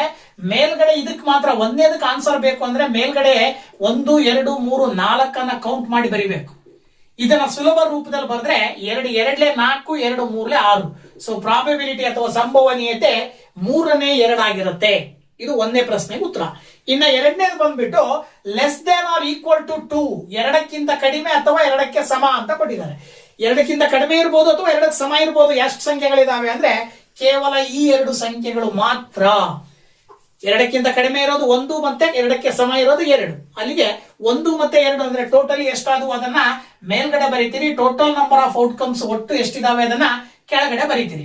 ಸುಲಭ ರೂಪದಲ್ಲಿ ಬರೆದಾಗ ನಿಮಗೆ 2 1 2, 2 3 6, 3ನೇ 1 ಬರುತ್ತೆ. ಇನ್ನ ಕೊನೆಯ 3ನೇ ಪ್ರಶ್ನೆ ಒಂದು ಅವಿಭಾಜ್ಯ ಸಂಖ್ಯೆ ಆಗಿರುವ, ಅವಿಭಾಜ್ಯ ಸಂಖ್ಯೆ ಅಂತ ಹೇಳಿದ್ರೆ ಪ್ರೈಮ್ ನಂಬರ್ ಆಗಿರುವಂತಹ ಪ್ರೈಮ್ ನಂಬರ್ ಗಳನ್ನ ನೀವು ಇಲ್ಲಿ ನೋಡ್ತಾ ಬಂದಾಗ, ಇನ್ನ 3ನೇ ಕ್ವಶನ್ ಬಂದ್ಬಿಟ್ಟು ಎ ಪ್ರೈಮ್ ನಂಬರ್ ಅಂತ ಕೊಟ್ಟಿದ್ದಾರೆ. ಅಂದ್ರೆ ಒಂದು ಅವಿಭಾಜ್ಯ ಸಂಖ್ಯೆ ಆಗಿರುವಂತಹ ಸಂಭವನೀಯತೆ ಅಂದ್ರೆ ಮೊದಲು ಇಲ್ಲಿ ಅವಿಭಾಜ್ಯ ಸಂಖ್ಯೆಗಳು ಎಷ್ಟಿದಾವೆ ಅಂತ ಕೌಂಟ್ ಮಾಡ್ತಾ ಬಂದಾಗ ನೋಡಿ, ಇಲ್ಲಿ ಅವಿಭಾಜ್ಯ ಸಂಖ್ಯೆಗಳು 2, 3 ಮತ್ತೆ 5. ಈ 3 ಸಂಖ್ಯೆಗಳು ಅವಿಭಾಜ್ಯ ಸಂಖ್ಯೆಗಳಾಗಿರ್ತವೆ. ಸೊ ಹಾಗಿದ್ರೆ 1ಅನ್ನ ಬಿಟ್ರೆ 4 ಮತ್ತೆ 6 ಎರಡೂ ಕೂಡ ಏನಾಗಿರ್ತವೆ ಕಾಂಪ್ಲೆಕ್ಸ್ ನಂಬರ್ಸ್ ಅಂತ ಕರಿತೀವಿ. ಅಂದ್ರೆ ಕಾಂಪೋಸಿಟ್ ನಂಬರ್ಸ್ ಅಂದ್ರೆ ಸಂಯುಕ್ತ ಸಂಖ್ಯೆಗಳಾಗಿರ್ತಾವವು. ಇಲ್ಲಿ ಅವಿಭಾಜ್ಯ ಸಂಖ್ಯೆಗಳನ್ನ ತಗೊಂಡಾಗ 2, 3, 5 ಅಂದ್ರೆ ಒಟ್ಟು ಎಷ್ಟು ಸಂಖ್ಯೆಗಳಾದವು? ಒಟ್ಟು ಸಂಖ್ಯೆಗಳು 3. ಇನ್ನು ಅಲ್ಲಿ ಇರುವಂತಹ ದಾಳದಲ್ಲಿರುವ ಒಟ್ಟು ಸಂಖ್ಯೆಗಳು 6. ಅಲ್ಲಿಗೆ 3 1 3 2 ಎಷ್ಟು ಬಂತ ಆನ್ಸರ್? 2ನೇ 1. ಸೊ ಮೊದಲನೇ ಪ್ರಶ್ನೆಗೆ 3ನೇ 2, ಎರಡನೇ ಪ್ರಶ್ನೆಗೆ 3ನೇ 1, 3ನೇ ಪ್ರಶ್ನೆಗೆ 2ನೇ 1 ಅಂತ ಹೇಳಿ ನಾವು ಸುಲಭವಾಗಿ ಉತ್ತರವನ್ನ ಹೇಳಬಹುದು. ಓಕೆನಾ? ಹಾಗೆ ನೆಕ್ಸ್ಟ್ 31ನೇ ಕ್ವಶನ್ ಥೇಲ್ಸ್ ನ ಪ್ರಮೇಯದ ಆಧಾರದ ಮೇಲೆ ಕೇಳಿರ್ತಕ್ಕಂಥದ್ದು. ಇಲ್ಲೂ ಕೂಡ 2 ಆಪ್ಷನ್ ಕೊಟ್ಟಿದ್ದಾರೆ. ಆ 2 ಆಪ್ಷನ್ ಅಲ್ಲಿ ಮೊದಲನೇ ಕ್ವಶನ್ ಬಂದ್ಬಿಟ್ಟು ಏನ್ ಹೇಳ್ತಾ ಇದೆ ಅಂದ್ರೆ ABCD is a parallelogram in which E is a point on BC. Diagonal BD intersects the line joining A and E at F. Prove that DF into EF is equal to FB into FA. ಅಂದ್ರೆ ABCD ಒಂದು ಸಮಾಂತರ ಚತುರ್ಭುಜ. EU BC ಮೇಲಿನ ಒಂದು ಬಿಂದು. Karna BDಯು A ಮತ್ತು E ಬಿಂದುಗಳನ್ನು ಸೇರಿಸುವ ರೇಖೆಯನ್ನು F ನಲ್ಲಿ ಛೇದಿಸುತ್ತದೆ. DF into EF is equal to FB into FA ಎಂದು ಸಾಧಿಸಿ ಅಂತ ಕ್ವಶನ್ ಇದೆ. ಸೊ ಇದನ್ನ ಈ ಒಂದು ಪ್ರಶ್ನೆಯನ್ನ ಹೇಗೆ ಸಾಲ್ವ್ ಮಾಡೋದು ಅಂತಕ್ಕಂಥದನ್ನ ನೋಡೋದಾದ್ರೆ, ಸೊ ಕ್ವಶನ್ ಹೇಳೋ ಪ್ರಕಾರ ಡಯಾಗ್ರಾಮ್ ABCD ಅಂತಕ್ಕಂಥದ್ದು ಒಂದು ಸಮಾಂತರ ಚತುರ್ಭುಜ ಅಂದ್ರೆ ಪ್ಯಾರಲೋಗ್ರಾಮು. ಈ ಒಂದು ಪ್ಯಾರಲೋಗ್ರಾಮ್ ನಲ್ಲಿ BC ಯ ಮೇಲೆ E ಅನ್ನುವಂತ ಪಾಯಿಂಟ್ ಅನ್ನ ಹಾಕಿ ಆ ಪಾಯಿಂಟ್ ಅನ್ನ A ದಿಂದ ಜಾಯಿನ್ ಮಾಡಿದ್ದಾರೆ. ಜೊತೆಗೆ BD ಅಂತಕ್ಕಂಥ ಡಯಾಗ್ನಲ್ ಅನ್ನ ಎಳೆದಿದ್ದಾರೆ. ಈ BD ಅನ್ನುವ ಡಯಾಗ್ನಲ್ AE ನ ಮೇಲೆ F ಅನ್ನೋ ಪಾಯಿಂಟ್ ನ ಮುಖಾಂತರ ಮೀಟ್ ಆಗಿ ಪಾಸ್ ಆಗಿದೆ ಅಂತ ಕೊಟ್ಟಿದ್ದಾರೆ. ಗೊತ್ತಾಯ್ತಲ್ವಾ? ಸೊ ಹಾಗಿದ್ಮೇಲೆ ಇಲ್ಲಿ ಅವ್ರು ಕೇಳಿರ್ತಕ್ಕಂಥ ಕಂಡೀಷನ್ ಆಧಾರದ ಮೇಲೆ ನಾವಿಲ್ಲಿ ಚಿತ್ರವನ್ನ ನೋಡಿದಾಗ in triangle ADF and triangle BEF ನೋಡಿದಾಗ ಇಲ್ಲಿ ಆಕ್ಚುಲಿ ಇವೆರಡು ಕೋನಗಳು ಏನಾಗಿರ್ತವೆ ಅಂದ್ರೆ vertically opposite angles. So vertically opposite angles ಯಾವಾಗ್ಲೂ ಕೂಡ ಈಕ್ವಲ್ ಇರ್ತವೆ. ಇದ್ರ ಆಧಾರದ ಮೇಲೆ ಆಂಗಲ್ AFD ನೋಡಿ, ಇಲ್ಲಿ angle AFD is equal to angle BFE ಅಂತ ಹೇಳ್ಬೋದಲ್ವಾ ನಾವು. ಆಂಗಲ್ BFE ಕಾರಣ ಇಲ್ಲಿ ವರ್ಟಿಕಲಿ ಅಪೋಸಿಟ್ ಆಂಗಲ್ಸ್ ಅಂತ ಬರಿತೀವಿ ಅಲ್ವಾ.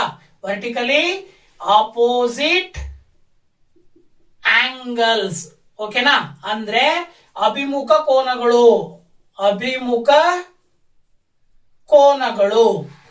ಸೊ ಅಭಿಮುಖ ಕೋನಗಳು ಸಮವಾಗಿರುತ್ತವೆ ಅನ್ನೋದ್ರ ಆಧಾರದ ಮೇಲೆ ನಾವು AFD is equal to BFE ಅಂತ ಹೇಳಿ ಕರಿತೀವಿ. ಇದ್ರ ಜೊತೆಗೆ ಇನ್ನೊಂದು ಸ್ವಲ್ಪ ನೀವು ಇಲ್ಲಿ ಅಬ್ಸರ್ವ್ ಮಾಡಿದ್ರೆ AD ಮತ್ತೆ BC ಪ್ಯಾರಲಲ್ ಆಗಿರೋದ್ರಿಂದ ಆಂಗಲ್ D ಗೆ ಆಂಗಲ್ B ಈಕ್ವಲ್ ಇರುತ್ತೆ, ಹಾಗೇನೆ ಆಂಗಲ್ A ಗೆ ಆಂಗಲ್ F ಈಕ್ವಲ್ ಇರುತ್ತೆ. ಓಕೆನಾ? ಸೊ ಇದ್ರ ಆಧಾರದ ಮೇಲೆ ನಾವು ಇಲ್ಲಿ ಬರಿತೀವಿ ಏನಂತ ಹೇಳಿ, angle ADF is equal to angle BFE. ಹಾಗೇನೆ ಇನ್ನೊಂದು ಯಾವುದು, angle DAF. Angle DAF is equal to angle BEF ಅಂತ ಕರಿತೀವಿ. ಇವೆರಡನ್ನು ಬರೀಲಿಕ್ಕೆ ಕಾರಣ AD is parallel to BC ಅಂತ ಹೇಳಿ. ಸೊ ದಟ್ ಈ ರೀತಿ ಇದ್ದಾಗ ಆಲ್ಟರ್ನೇಟ್ ಆಂಗಲ್ ಅಂತ ಕರಿತೀವಿ ಅವೆರಡನ್ನ. ಆಲ್ಟರ್ನೇಟ್ ಆಂಗಲ್ಸ್ ಆರ್ ಈಕ್ವಲ್ ಅಂತ ಹೇಳಿ ಸುಲಭವಾಗಿ ಹೇಳಬಹುದು. ಈಗ ನೀವು ಅಬ್ಸರ್ವ್ ಮಾಡಿದ್ರೆ 3 ಅನುರೂಪ ಕೋನಗಳು ಸಮ ಇದಾವೆ. ಆ ಎರಡೂ ತ್ರಿಭುಜಗಳ 3 ಅನುರೂಪ ಕೋನಗಳು ಸಮ ಇದಾವೆ ಅಂದ್ರೆ ಆ ಎರಡು ತ್ರಿಭುಜಗಳನ್ನ ನಾವೇನಂತ ಹೇಳ್ಬೋದು, ನಾವು ಅನುರೂಪ ತ್ರಿಭುಜಗಳು ಅಂತ ಹೇಳಿ ಕರಿಬಹುದು. ಅಂದ್ರೆ ಸಿಮಿಲರ್ ಟ್ರಯಾಂಗಲ್ಸ್ ಅಂತ ಹೇಳಿ, ಸಮರೂಪ ತ್ರಿಭುಜಗಳು ಅಂತ ಹೇಳಿ ಕರಿಬಹುದು. ಸೊ ಇದ್ರ ಆಧಾರದ ಮೇಲೆ triangle ADF similar to triangle BEF ಅಂತ ಹೇಳ್ಬೋದು. Reason AAA criteria. ಓಕೆನಾ? ಅಂದ್ರೆ AAA ಸಮರೂಪತೆಯ ನಿಯಮದ ಆಧಾರದ ಮೇಲೆ ಈ ಎರಡು ತ್ರಿಭುಜಗಳನ್ನ ನಾವು ಸಮರೂಪ ತ್ರಿಭುಜಗಳು ಅಂತ ಕರಿಬಹುದು. ಯಾವಾಗ ಎರಡು ತ್ರಿಭುಜಗಳು ಸಮರೂಪವಾಗಿರ್ತವೋ ಅವುಗಳ ಅನುರೂಪ ಬಾಹುಗಳು ಸಮಾನುಪಾತದಲ್ಲಿ ಇರ್ತವೆ. ಅಂದ್ರೆ ಕರೆಸ್ಪಾಂಡಿಂಗ್ ಸೈಡ್ಸ್ ಅನ್ನ ನಾವು ಪ್ರಪೋರ್ಷನೇಟ್ಲಿ ಈಕ್ವಲ್ ಅಂತ ಹೇಳ್ತೀವಿ. ಇದ್ರ ಆಧಾರದ ಮೇಲೆ AD ಗೆ ಕರೆಸ್ಪಾಂಡಿಂಗ್ ಸೈಡ್ ಯಾವ್ದಾಗತ್ತೆ, AD ಗೆ corresponding side BE. AD by BE is equal to AF ಗೆ ಕರೆಸ್ಪಾಂಡಿಂಗ್ ಸೈಡ್ ಯಾವ್ದಾಗತ್ತೆ, EF. AF divided by EF is equal to ಇನ್ನೊಂದು DF ಗೆ ಕರೆಸ್ಪಾಂಡಿಂಗ್ ಸೈಡ್ ಯಾವ್ದಾಗತ್ತೆ, BF. DF divided by BF. ಈಗ ಇವೆರಡನ್ನ consider ಮಾಡಿ ನೀವು. AF by EF is equal to DF by BF ಅಂತ ಹೇಳಿ ಇದನ್ನ ಕ್ರಾಸ್ ಮಲ್ಟಿಪ್ಲಿಕೇಶನ್ ಮಾಡಿದ್ರೆ AF into BF is equal to DF into EF ಅಂತ ಹೇಳಿ ನಾವು ಸುಲಭವಾಗಿ ಬರಿಬಹುದು. ಓಕೆನಾ? F ಅಲ್ವಾ? ಸೊ EF ಅಲ್ಲಿಗೆ ನಿಮಗೆ ಏನ್ ಪ್ರೂವ್ ಮಾಡಕ್ ಹೇಳಿದ್ರು ಅದು ಸಿಕ್ತು. AF into BF is equal to DF into EF ಅಂತ ಪ್ರೂವ್ ಮಾಡ್ರಿ ಅಂತ ಕೊಟ್ಟಿದ್ರು. So that is the answer. Okay, 31ನೇದರಲ್ಲಿ ಇನ್ನೊಂದು ಆಪ್ಷನಲ್ ಆಗಿರ್ತಕ್ಕಂಥ ಕ್ವಶನ್ ಮತ್ತೊಂದು ಯಾವ ರೀತಿ ಇದೆ ಅಂತಕ್ಕಂಥದ್ದನ್ನ ನೋಡೋದಾದ್ರೆ, sides AB and BC and the median AD of triangle ABC are respectively proportional to sides PQ and QR and median PM of triangle PQR. Show that triangle ABC similar to triangle PQR ಅಂತ ಕೊಟ್ಟಿದ್ದಾರೆ. So ಇದನ್ನ Kannada medium ನಲ್ಲಿ ನೋಡೋದಾದ್ರೆ, ತ್ರಿಭುಜ ಎಬಿಸಿಯ ಬಾಹುಗಳಾದ AB ಮತ್ತು BC ಹಾಗೂ ಮಧ್ಯ ರೇಖೆ ADಗಳು ಕ್ರಮವಾಗಿ ತ್ರಿಭುಜ PQR ನ ಬಾಹುಗಳಾದ PQ ಮತ್ತು QR ಹಾಗೂ ಮಧ್ಯ ರೇಖೆ PM ನೊಂದಿಗೆ ಸಮಾನುಪಾತ ಹೊಂದಿದ್ದರೆ ತ್ರಿಭುಜ ABC ಸಮರೂಪ ತ್ರಿಭುಜ PQR ಎಂದು ಸಾಧಿಸಿ. ಸೊ ಈ ರೀತಿ ಪ್ರಶ್ನೆ ಇದೆ. ಸೊ ಈ ಪ್ರಶ್ನೆಯನ್ನ ಹೇಗೆ ಸಾಲ್ವ್ ಮಾಡೋದು ಅಂತಕ್ಕಂಥದ್ದನ್ನ ನೋಡೋದಾದ್ರೆ, ಈ ಒಂದು ಕ್ವಶನ್ ಯಾವ ರೀತಿ ಹೇಳ್ತಾ ಇದೆ ಅನ್ನೋದ್ರ ಆಧಾರದ ಮೇಲೆ ತ್ರಿಭುಜ ABC ಮತ್ತೆ ತ್ರಿಭುಜ PQR ನಲ್ಲಿ AD ಮತ್ತೆ PM ಗಳು ABC ಯ ಮಧ್ಯಬಿಂದು ಹಾಗೇನೆ BC ಯ ಮಧ್ಯಬಿಂದು D ಜೊತೆಗೆ QR ನ ಮಧ್ಯಬಿಂದು M ಅಂತ ಕೊಟ್ಟಿದ್ದಾರೆ. ಇದರ ಆಧಾರದ ಮೇಲೆ AB by PQ is equal to BC divided by QR is equal to AD divided by PM ಅಂತ ಅವ್ರು ಹೇಳ್ತಾ ಇದ್ದಾರೆ. ಇದರ ಆಧಾರದ ಮೇಲೆ ನಾವು ಸ್ವಲ್ಪ ಅಬ್ಸರ್ವ್ ಮಾಡಿದ್ರೆ ಈ ಒಂದು B ಮತ್ತೆ D, BD ಮತ್ತೆ CD ಗಳ ಮಧ್ಯ ಡಿಸ್ಟೆನ್ಸ್ ಮಧ್ಯ ಸೇಮ್ ಇರೋದ್ರಿಂದ BC ಯ 2ರಷ್ಟು BD ಇರುತ್ತೆ.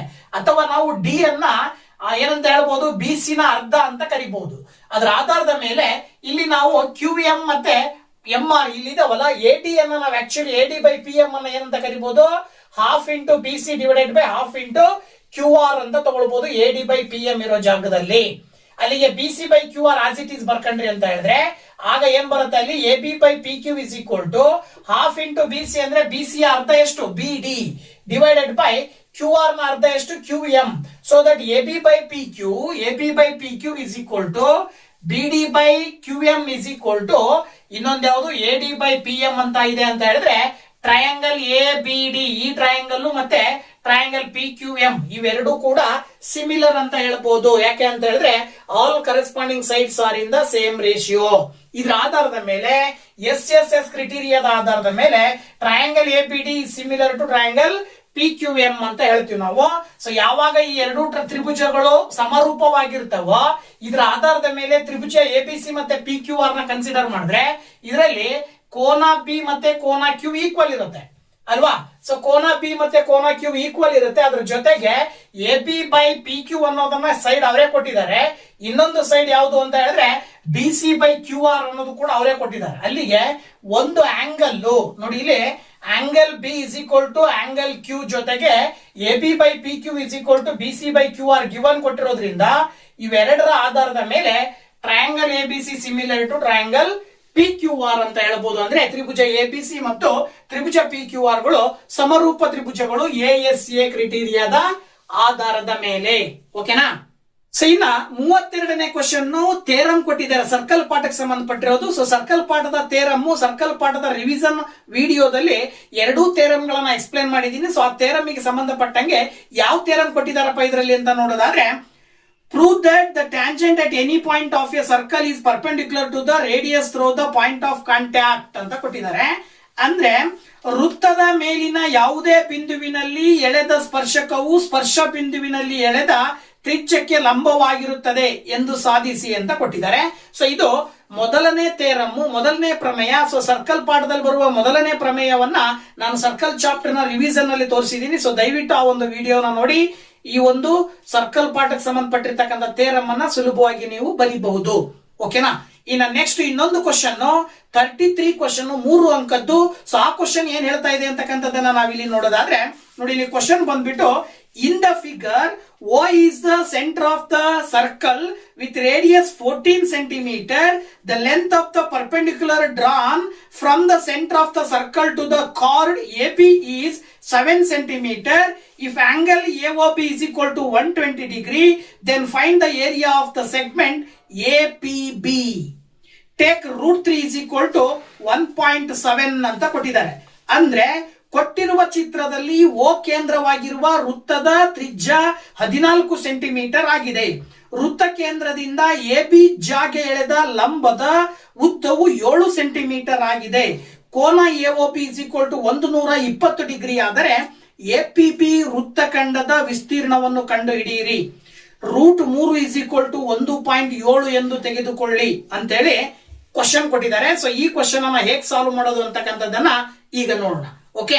ಸೊ ನೋಡಿ ಇಲ್ಲಿ ನೋಡಿ ಕ್ವಶನ್ ಹೇಳುವ ಹಾಗೆ ಒಂದು ವೃತ್ತಕ್ಕೆ ಒಂದು ಸೆಕ್ಟರ್ ಎಒಪಿ ಸೆಕ್ಟರ್ ಇದೆ. ಸೆಕ್ಟರ್ ನ ಒಳಗಡೆ ಎರಡು ಟ್ರಯಾಂಗಲ್ಸ್ ಇದಾವ. ಎರಡು ಟ್ರಯಾಂಗಲ್ಸ್ ನ ಜೊತೆಗೆ ಎಪಿಬಿ ಅನ್ನುವಂತ ಒಂದು ಸೆಗ್ಮೆಂಟ್ ಇದೆ. ಆ ಸೆಗ್ಮೆಂಟ್ ನ ಏರಿಯಾವನ್ನ ಕಂಡುಹಿಡಿಯಕ್ಕೆ ಕೇಳಿದ್ದಾರೆ ನಿಮಗೆ. ಸೊ ಈ ಸೆಗ್ಮೆಂಟ್ ನ ಏರಿಯಾ ಯಾವಾಗ ಸಿಗುತ್ತಪ್ಪ ಅಂದ್ರೆ ಟೋಟಲ್ ಸೆಕ್ಟರ್ ನ ಏರಿಯಾದಲ್ಲಿ ಈ ಎರಡು ಟ್ರಯಾಂಗಲ್ ನ ಏರಿಯಾವನ್ನ ಕಳೆದಾಗ ಸ್ವಲ್ಪ ನೀವು ಅಬ್ಸರ್ವ್ ಮಾಡಿದ್ರೆ ಇದು 7 ಸೆಂಟಿಮೀಟರ್ ಅಂತ ಅವರೇ ಕೊಟ್ಟಿದ್ದಾರೆ ಹೈಟ್. ಜೊತೆಗೆ ರೇಡಿಯಸ್ ಬಂದ್ಬಿಟ್ಟು 14 ಸೆಂಟಿಮೀಟರ್ ಅಂತ ಕೊಟ್ಟಿದ್ದಾರೆ. ಸೊ 7 ಸೆಂಟಿಮೀಟರ್ ಮತ್ತೆ 14 ಸೆಂಟಿಮೀಟರ್ ಅಂದ್ರೆ ಓಡಿ ಯ ಮೆಜರ್ಮೆಂಟ್ 7, ಓಎ ನ ಮೆಜರ್ಮೆಂಟ್ 14.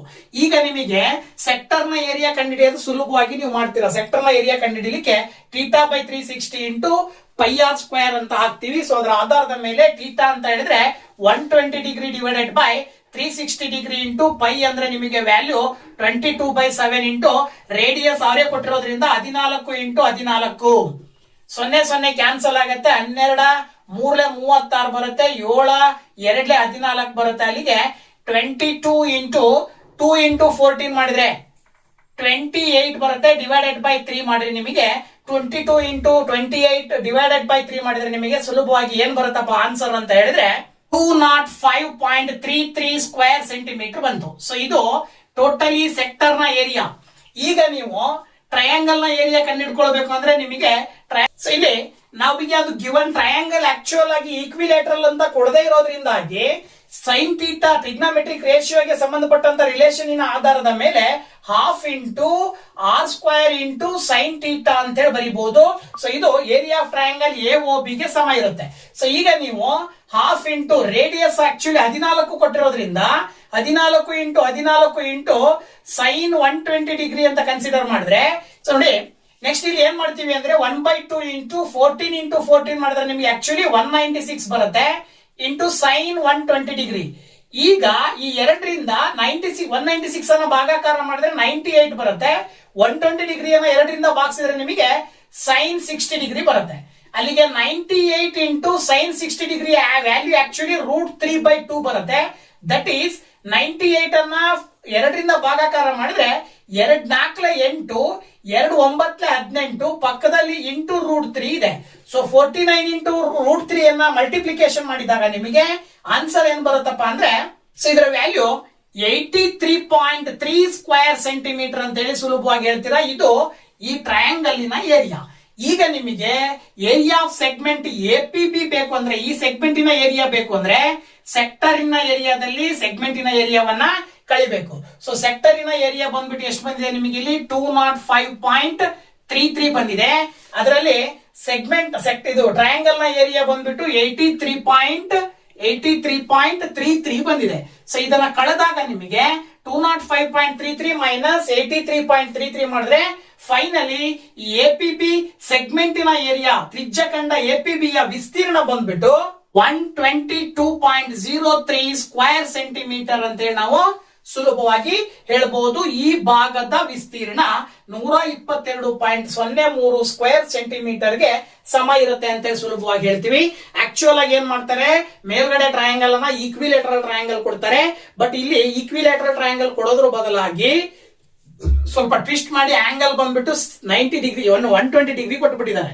ಆಕ್ಚುಯಲ್ ಆಗಿ 60 ಡಿಗ್ರಿ ಆಂಗಲ್ ಕೊಟ್ಟಿದ್ರು ಅಂತ ಹೇಳಿದ್ರೆ ಇಲ್ಲಿ ಆಂಗಲ್ 60 ಡಿಗ್ರಿ ಇತ್ತು ಅಂದ್ರೆ 3 ಆಂಗಲ್ 60 ಡಿಗ್ರಿ ಇರ್ತಿತ್ತು. ಆಗ ನೀವು ಸುಲಭವಾಗಿ ಈಕ್ವಿಲೇಟರಲ್ ಟ್ರಯಾಂಗಲ್ ಅಂತ ಹೇಳ್ಬಿಡ್ತಿದ್ರಿ. ಬಟ್ ಇಲ್ಲಿ 120 ಡಿಗ್ರಿ ಕೊಟ್ಟಿರೋದ್ರಿಂದ ಸ್ವಲ್ಪ ಕ್ಲಿಷ್ಟ ಆಗತ್ತೆ. ಬಟ್ ಅದು ರಿಲೇಷನ್ ಇದನ್ನ ನೆನ್ಪಿಟ್ಕೊಳ್ಳಿ ನೀವು. ಏರಿಯಾ ಆಫ್ ಟ್ರಯಾಂಗಲ್ AOB ವಿಸ್ತೀರ್ಣ ಯಾವ್ದಕ್ ಸಮ ಇರುತ್ತೆ ಅಂದ್ರೆ half into R square into sine ಥೀಟಾಗೆ ಸಮ ಇರುತ್ತೆ. ಸೊ ಇದ್ರ ಕಡೆಗೆ ಗಮನ ಇರ್ಲಿ. ಓಕೆನಾ? ಸೊ ಈ ಒಂದು ವಿಡಿಯೋದಲ್ಲಿ 3 ಅಂಕದ ಎಲ್ಲಾ ಪ್ರಶ್ನೆಗಳನ್ನ ಇವತ್ತು ನಿಮ್ ಜೊತೆ ಹಂಚ್ಕೊಂಡಿದ್ದೀನಿ. ಇದೇ ರೀತಿನಲ್ಲಿ ಮುಂದಿನ ವಿಡಿಯೋದಲ್ಲಿ 4 ಮತ್ತು 5 ಅಂಕದ ಪ್ರಶ್ನೆಗಳೊಂದಿಗೆ ಬರ್ತೀನಿ. ಸೊ ಇಲ್ಲಿ ತನಕ ಯಾರು ಚಾನಲ್ ಇನ್ನು ಸಬ್ಸ್ಕ್ರೈಬ್ ಮಾಡಿಲ್ವೋ ಚಾನಲ್ ಸಬ್ಸ್ಕ್ರೈಬ್ ಮಾಡಿ ಅಂತ ಹೇಳ್ತಾ, ಜೊತೆಗೆ ನಮ್ಮ ವಿಡಿಯೋಸ್ ನ ಶೇರ್ ಮಾಡಿ, ಲೈಕ್ ಮಾಡಿ, ಕಮೆಂಟ್ ಮಾಡಿ ಅಂತ ಹೇಳ್ತಾ, once again thank you very much. Bye bye.